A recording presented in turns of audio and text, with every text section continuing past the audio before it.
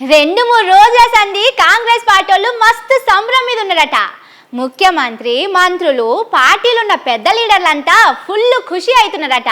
బయటకు వచ్చి డీజేలు పెట్టుకొని ఎగుడు ఒకటే తక్కువ ఉండదు అంటున్నారు. మరి వాళ్ళు అంతగానం ఎందుకు సంబరంగా ఉన్నారు?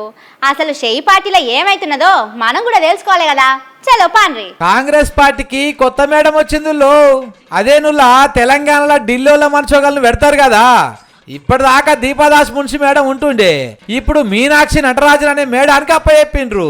ఇక ఇప్పటి సంధి తెలంగాణ కాంగ్రెస్ లో ఏం లొల్లులైనా ఏం పంచాయతీలైనా ఈ మేడమే తెంపుతుంది అన్నట్టు.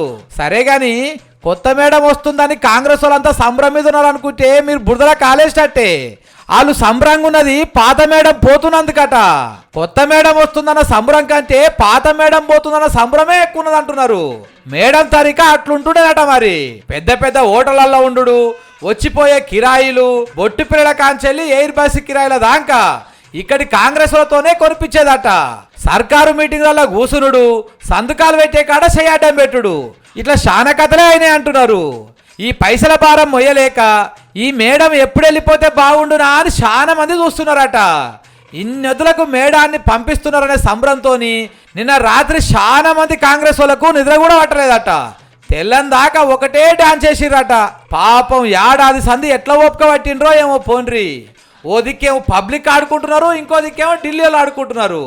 అడకత్తర్లో పోకశెక్క లెక్క అయిపోయింది పోన్రి కాంగ్రెస్ వాళ్ళ పరిస్థితి. ఇప్పుడన్నా జనంతా ప్రశాంతంగా ఉంటుందో లేదో చూడాలి మరి.